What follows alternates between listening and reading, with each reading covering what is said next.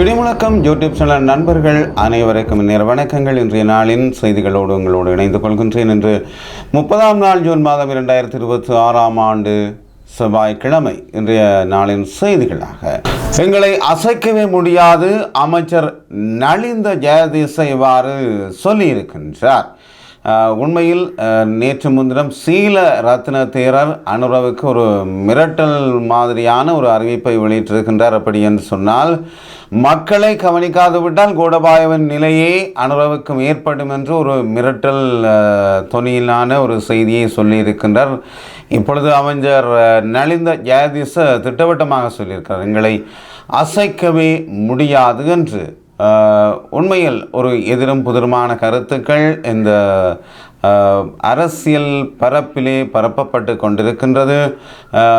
அவரின் செய்தியை பார்த்தால், மக்களால் 2/3 பெரும்பான்மை பலத்துடன் நிறுவப்பட்ட எமது அரசை எதிர்க்கட்சிகளால் ஒருபோதும் அசைக்க முடியாது என்று அமைச்சரவை பேச்சாளருமான வைத்திய நலிந்த ஜெயதீச இவ்வாறு தெரிவித்திருக்கின்றார். தற்போதைய அரசியல் பலம் மற்றும் வேலை திட்டங்கள் குறித்து ஊடகங்களிடம் கருத்து தெரிவிக்கும் போதே அவர் இவ்வாறு கூறியிருக்கிறார். அவர் மேலும் தெரிவிக்கையில், நடந்து முடிந்த தேர்தல்களில் இந்த நாட்டு மக்கள் தங்களின் தூய்மையான அரசியல் ஆணை மூலம் இந்த அரசுக்கு பாரிய பலத்தை தந்திருக்கின்றார்கள். நாட்டை புதிய பாதையில் கொண்டு செல்வதற்காகவே மக்கள் இந்த வரலாற்று முக்கியத்துவம் வாய்ந்த தீர்மானத்தை எடுத்திருக்கிறார்கள். மக்களின் பலத்த ஆதரவோடு இயங்கும் இந்த அதிகார கட்டமைப்பை நாடாளுமன்றத்திற்குள்ளோ அல்லது அதற்கு வெளியிலோ இருந்து கொண்டு எதிர்க்கட்சிகளால் எந்த வகையிலும் பலவீனப்படுத்தவோ அல்லது அசைக்கவோ முடியாது. மக்களின் எதிர்பார்ப்புகளை நிறைவேற்றும் வகையில் அரசின் திட்டங்கள் அனைத்தும் தங்கு தடையின்றி முன்னோக்கி நகரும் என்று அவர் குறிப்பிட்டிருக்கின்றார். இந்த சீல ரத்ன தேரருக்கு ஒரு சாடை மாடையான ஒரு பதிலடியாக இந்த செய்தி அமைந்திருக்கிறது. அவர் கோடபாயவின் நிலைதான் உங்களுக்கும் ஏற்படும் என்று கூற நலிந்த ஜெயதீச அவர் இவ்வாறு தெரிவித்திருக்கின்றார். அதே நேரத்திலே விஜித ஹேரத் அவர்கள், அமைச்சர் விஜித ஹேரத் சொல்லியிருக்கிறார், இனவாத மதவாத அரசியலுக்கு சாவு மணி அடிக்கப்பட்டுள்ளதாக சொல்லியிருக்கின்றார். இனவாத மற்றும் மதவாத அரசியல் கலாச்சாரத்துக்கு முற்றுப்புள்ளி வைக்கப்பட்டு சாவு மணி அடிக்கப்பட்டுள்ளதாக விஜித ஹேரத் சொல்லியிருக்கின்றார். அகில இலங்கை முஸ்லிம் வாலிபர் சம்மேளனத்தின் 76வது ஆண்டு பொதுக்கூட்டம் நேற்று முன்தினம் நடைபெற்றிருக்கிறது. அந்த கூட்டத்திலே தான் அவர் இந்த விடயத்தை தெரிவித்திருக்கின்றார். இந்த நிகழ்வு தாமரை கோபுர வளாகத்திலே தான் நடைபெற்றிருக்கிறது. அதில் பிரதம அதிதியாக விஜித ஹேரத் அவர்கள் கலந்து கொண்டிருக்கின்றார். அங்கே கலந்து கொண்ட விஜித ஹேரத் அங்கு உரையாற்றுகையிலே தான் மேற்கண்ட விடயத்தை தெரிவித்திருக்கிறார். கடந்த காலங்களில் நமது பொருளாதாரம் வீழ்ச்சியடைந்து நாடு பங்குரோத்து நிலையை அடைந்திருந்தது. பல வருட கால கசப்பான யுத்தத்திற்கு பின்னர் நாட்டை தேசிய ஒற்றுமையுடன் கட்டியெழுப்புவதற்கு நமக்கு ஒரு பொன்னான வாய்ப்பு கிடைத்திருப்பதாக அவர் சொல்லியிருக்கின்றார். அந்த வாய்ப்பு கிடைத்திருந்த போதிலும் குறுகிய அரசியல் நோக்கத்திற்காக யுத்தத்திற்கு பின்னரான காலப்பகுதிகளில் மிகவும் திட்டமிட்ட வகையில் இனவாதமும் மதவாதமும் தூண்டப்பட்டு நாடு மீண்டும் பிளவுபடுத்தப்பட்டது. ஆனால் 2024ஆம் ஆண்டிற்கு பிறகு இவ்வாறான எந்த ஒரு இனவாதம் அல்லது மதவாத மோதல்களுக்கு இடம் இல்லை என்றும் அவர் சொல்லியிருக்கின்றார்.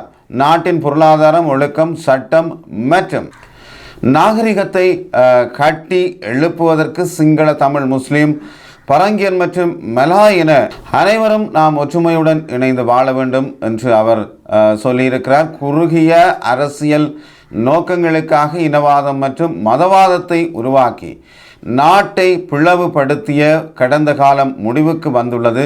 தற்போது அனைத்து இன மக்களும் இணைந்து வாழக்கூடிய ஒழுக்கமான மற்றும் நாகரிகமான சமூகத்தை கட்டி எழுப்புவதற்கு புதிய அரசாங்கம் அர்ப்பணிப்புடன் செயற்பட்டு வருகிறது என்றும் அவர் சொல்லியிருக்கிறார். முஸ்லீமாக இருந்தாலும் சரி, சிங்களவராக இருந்தாலும் சரி, நாம் அனைவரும் மனிதர்கள். எம்மிடையே எந்த வேறுபாடும் இல்லை. மொழி, மதம், சாதி அல்லது வேறு எந்த பாகுபாடும் இன்றி நாம் அனைவரும் ஒரே தாயின் பிள்ளைகளைப் போல் ஒற்றுமையாக இருக்க வேண்டும் என்றும் அவர் சொல்லி இருக்கின்றார். ஒரு முஸ்லீம் இந்த மக்களின் நிகழ்விலே கலந்து கொண்ட பொழுதுதான் அவர் இந்த விடயம் தொடர்பிலே தெரியப்படுத்தி இருக்கின்றார். இந்த விடயங்கள் என்பது உண்மையில் ஒரு எல்லோருக்கும் ஒரு சந்தோஷமான விடயம்தான். நாங்கள் ஒற்றுமையாக வாழ்வதற்கு எவரும் பின் நிற்கவில்லை. ஆனால் கடந்த காலங்களை போன்று இந்த நாட்டிலே நிகழ்ந்துவிடக்கூடாது என்பதில் எல்லோரும் தெளிவாக இருக்கின்றார்கள். அதற்கான ஒரு தீர்வை அவர்கள் எதிர்பார்க்கின்றார்கள். எதிர்காலத்தில் மீண்டும் இவ்வாறு நடந்தால் எங்கள் மக்கள் மீண்டும் அவ்வாறு பாதிக்கப்பட்டு விடுவார்கள் என்பதிலே எல்லோரும் கவனமாக இருக்கின்றார்கள். இந்த நாட்டிலே ஒற்றுமையாக வாழ்வதற்கு யாரும் பின்னிற்பது இல்லை, பின்னிற்கவும் மாட்டார்கள்.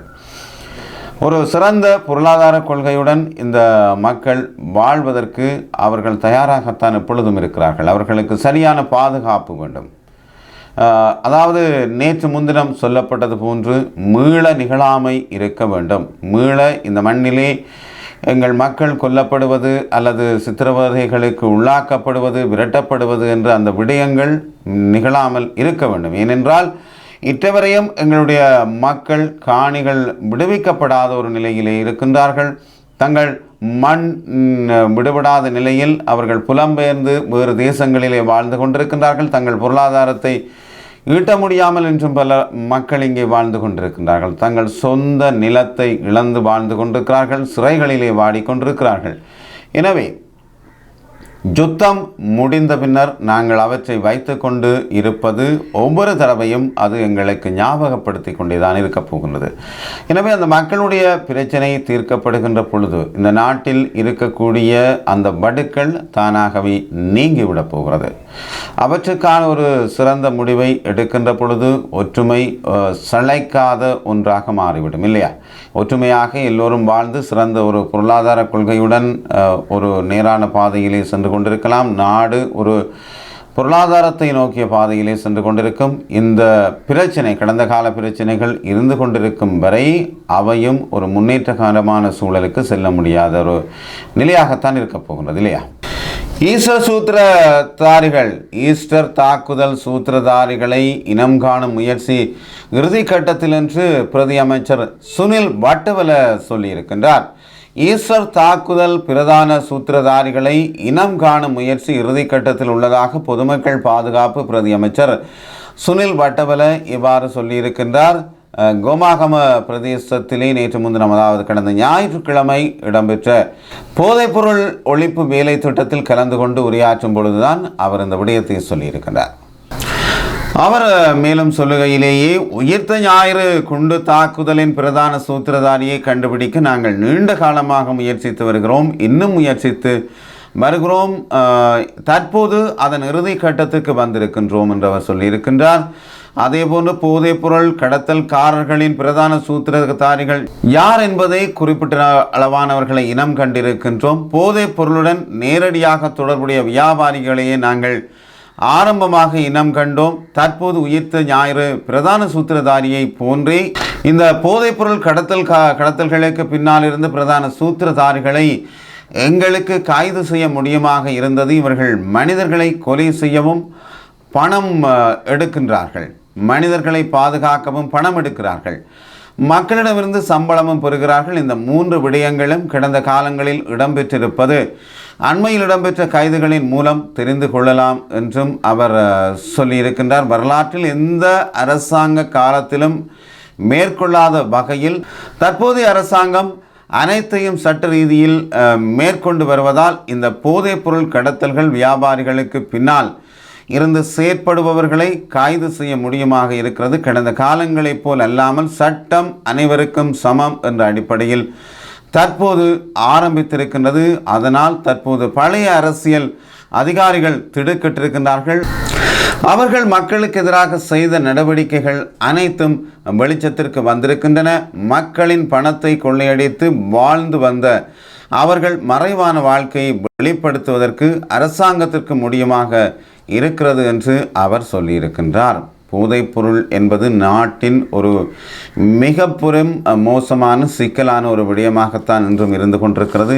எனவே இந்த விடயங்களை அரசு மிகச்சிரத்தையுடன் கவனத்தில் கொண்டு இந்த போதை வஸ்து பிரச்சனைக்கு ஒரு நடவடிக்கை எடுப்பதன் ஊடாக நிறைய பேர் பாதுகாப்பாக இருக்கக்கூடியதாக இருக்கும் என்றே பலர் இன்றும் கருதி கொண்டே இருக்கின்றார்கள். இதே நேரத்திலே கேப்பாய்ப்புலவில் தொடர் போராட்டம் நடைபெற்று கொண்டிருக்கிறது. அதாவது 6வது நாளாகவும் தொடர்கிறது. முல்லைத்தீவு கரைதுறைப்பற்று பிரதேச செயலாளர் பிரிவுக்கு உட்பட்ட கேப்பாய்ப்புலவில் இராணுவத்தினரால் ஆக்கிரமிக்கப்பட்ட தமது பூர்வீக காணிகளை விடுவிக்க வலியுறுத்தி காணிக்குரிய மக்கள் 6வது நாளாக, அதாவது நேற்று திங்கட்கிழமையும் தொடர் போராட்டத்தில் ஈடுபட்டிருக்கின்றார்கள். போராட்டத்தின் போது ஊடகங்களுக்கு கருத்து தெரிவித்த கேப்பாய்ப்புலவு மக்கள், எங்களுடைய வாழ்க்கையே போராட்டம், போராட்டமே வாழ்க்கை என்ற நிலைக்கு உள்ளாகி இருக்கின்றோம். இனியும் இந்த போராட்டத்தை நீண்ட நாட்களாக வீதியில் இருந்தோ அல்லது மகஜர் வழியாகவோ மேற்கொள்ளாது மிக குறுகிய காலத்திலே எங்களுடைய போராட்டத்தை நிறைவு செய்ய தீர்மானித்திருக்கிறோம் என்று சொல்லியிருக்கிறார்கள். ஆளுநரிடம் நாங்கள் விடுத்த கோரிக்கை, இராணுவத்தினால் எங்களிடம் முன்வைக்கப்பட்ட அநீதியான கோரிக்கைகளுக்கு தீர்ப்பு வழங்கி எங்களுடைய காணிகளை பெற்றுத்தர வேண்டும் என்றும் அவர்கள் சொல்லியிருக்கிறார்கள். அல்லது உடனடியாக சாதகமான பதில் தர வேண்டும் என்ற கோரிக்கையை முன்வைத்திருக்கின்றார்கள். இதுவரையும் முடிவில்லை. இனி எங்களுடைய முடிவு, ஆளுநர் இங்கு வரவில்லை அல்லது சாதகமான முடிவு தரவில்லை என்றால் நாங்கள் ஆளுநர் செயலகம் சென்று செயலகத்திற்கு முன்பாக ஆர்ப்பாட்ட எழுச்சி பேரணியை மேற்கொள்வது என்று தீர்மானித்து இருக்கிறோம் என்றும் அவர்கள் தெரிவித்திருக்கின்றார்கள். அதான் நான் குறிப்பிட்டது போன்று இங்கு ஒற்றுமையாக எல்லோரும் வாழ வேண்டும் என்றால் இந்த மக்களுடைய பிரச்சனைகள் தீர்க்கப்பட வேண்டும். ஒற்றுமையாக வாழ்வதற்கு யாரும் இங்கு தடையாக இல்லை. எனவே மக்களுடைய பிரச்சனைகள் தீர்க்கப்பட வேண்டும். அவர்கள் தங்கள் சொந்த நிலங்களை மீட்டு அவர்கள் மீள குடியேறுகின்ற பொழுதுதான் அவர்களுக்கும் ஒரு நிம்மதி கிடைக்கும். தங்களுடைய சொந்த மண்ணிலே ஒரு பொருளாதாரத்தை ஈட்டி அவர்கள் ஒரு நல்ல வாழ்க்கையை வாழ முடியும். ராஜிதவின் செய்தியை பார்த்தால் பயங்கரவாத தடை சட்டத்தை நீக்கும் எண்ணம் அரசுக்கு இல்லையாம். ஜனாதிபதியின் அறிவிப்பு ஏமாற்று வேலை என்று சாடியிருக்கிறார் ராஜித சேனாரத்ன. முன்னாள் அமைச்சர் ராஜித சேனாரத்ன இவ்வாறு சொல்லியிருக்கிறார். பயங்கரவாத தடை சட்டத்தை உடனடியாக நீக்குவதாக தெரிவித்து ஆட்சிக்கு வந்த தற்போதைய அரசுக்கு அதனை நீக்கும் எண்ணம் இல்லை என்றும் எதிர்க்கட்சியினரை அடக்குவதற்காகவே அந்த சட்டம் தொடர்ந்து தக்க வைக்கப்பட்டுள்ளது என்றும் முன்னாள் அமைச்சர் ராஜித சேனாரத்ன தெரிவித்திருக்கின்றார். போல் மாறி விழுகுது அங்கால. அதாவது கடந்த காலத்திலே தமிழ் மக்களுக்கு எதிராக இருந்த பயங்கரவாத தடை சட்டம் இப்பொழுது எதிர்க்கட்சியினருக்காகத்தான் இந்த பயங்கரவாத தடை சட்டத்தை அரசாங்கம் நீடித்து வைத்திருப்பதாக இப்பொழுது அவர் சொல்கின்றார். அதே நேரம் நிறைவேற்று ஜனாதிபதி முறைமையை இல்லாதொழிக்கும் எண்ணமும் தற்போதைய அரசுக்கு இல்லை என்றும் அவர் சாடியிருக்கின்றார்.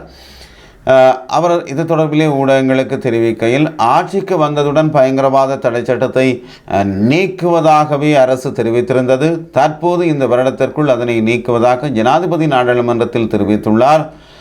இவ்வாறு தான் நிறைவேற்று ஜனாதிபதி முறைமையும் நீக்குவதாக கூறியிருந்தார்கள். ஆனால் நிறைவேற்று ஜனாதிபதி முறைமையின் சுவையை தற்போது அவர்கள் உணர்கிறார்கள். அதனால் தற்போதைய நிலைக்கு அதை நீக்கும் எண்ணம் அவர்களுக்கு இல்லை. ஆனால் ஜனாதிபதி பதவிக்காலம் முடிவடையும் போது அடுத்தவருக்கு கிடைக்கப் போகும் வாய்ப்பை தடுப்பதற்காக இதனை அவர்கள் செய்வார்கள் என்று நான் நினைக்கிறேன் என்று அவர் சொல்லியிருக்கிறார். பயங்கரவாத தடை சட்டத்தை கடுமையாக எதிர்த்தவர்கள் கூட இன்று அதே சட்டத்தின் கீழேயே சுரேஷ் சாலையை கைது செய்து தடுத்து வைத்திருக்கிறார்கள். இதுவரை எத்தனை பேரை அந்த சட்டத்தின் கீழ் கைது செய்திருக்கிறார்கள். ஜே.ஆர். ஜெயவர்தனா இந்த பயங்கரவாத தடை சட்டத்தை கொண்டு வந்த நாளிலிருந்தே நான் அதற்கு எதிர்ப்பு தெரிவித்தேன். அன்றும் எதிர்த்தேன், இன்றும் எதிர்க்கிறேன், என்றும் எதிர்ப்பேன் என்றும் அவர் சொல்லியிருக்கிறார். கடந்த எமது ஆட்சி காலத்தில் இதனை செய்யுமாறு நாங்கள் கூறினோம். அக்காலகட்டத்தில் ஜனாதிபதி ஒரு புதிய சட்டத்தை கொண்டு வந்தார். அதில் இருந்த பல அடக்குமுறை சட்டங்களை நீக்கித்தான் பயங்கரவாத எதிர்ப்பு சட்டத்தை கொண்டு வந்தார். ஆனால் இப்போது பயங்கரவாத எதிர்ப்பு சட்டமும் தேவையில்லை. ஏனென்றால் வடக்கிலும் தெற்கிலும் இப்போது பயங்கரவாதம் இல்லை. மீண்டும் அப்படி ஏதேனும் ஒன்று வந்தால் நாம் மீண்டும் ஒரு சட்டத்தை நாடாளுமன்றத்தில் நிறைவேற்றி கொள்ளலாம். இப்போது அதனை தொடர்ந்து வைத்திருப்பதன் நோக்கம் என்ன? எதிர்க்கட்சியினரை அடக்குவதற்காகவே இதனை தொடர்ந்து வைத்திருக்கிறார்கள் என்றும் அவர் சொல்லியிருக்கின்றார். உண்மையில் அவர் சொல்கின்ற விடயம் இப்பொழுது பயங்கரவாதம் இல்லை என்று சொல்லியிருக்கிறார். வடக்கிலோ கிழக்கிலோ இப்பொழுது பயங்கரவாதம் இல்லை. ஆனால் இந்த பயங்கரவாத தடை சட்டத்தை எதிர்க்கட்சியினரை அடக்குவதற்காகத்தான் ராஜித சேனாரத்ன சொல்கிறார். எதிர்க்கட்சியினரை அடக்குவதற்காகத்தான் அரசாங்கம் வைத்திருப்பதாக ராஜித சேனாரத்ன சொல்கின்றார். இந்த பயங்கரவாத தடை சட்டத்தை நீக்குவதாக இன்றைய அரசாங்கம் அல்ல, கடந்த காலங்களில் இருந்த அரசாங்கமும் கூட அதை சொல்லி கொண்டுதான் இருந்தது. யாரும் செயற்பாட்டில் கொண்டு வரவில்லை, யாரும் அதனை செயற்படுத்த முன்வரவில்லை, செயற்படுத்தவும் இல்லை. இப்பொழுது உள்ள அரசாங்கம் அதனை சொல்லியிருக்கிறது, இந்த வருடத்திற்குள் அதை நீக்குவதாக சொல்லியிருக்கிறது இல்லையா.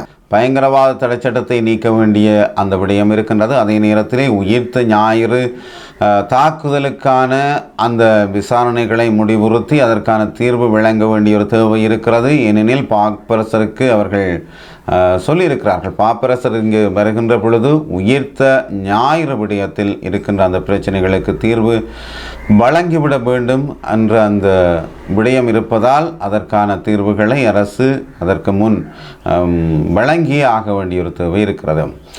நல்லது அன்பு சொந்தங்களை, இன்னும் பல செய்திகள் இருக்கின்றன. இன்றைய செய்திகளை இத்துடன் நிறைவு செய்கின்றேன். இதுவரை நேரமும் இடிமுழக்கத்தின் செய்திகளோடு இணைந்திருந்தீர்கள். மீண்டும் சந்திக்கும் வரை விடைபெறுகிறேன். நன்றி, வணக்கம். அன்புடன் சக்திவேல்.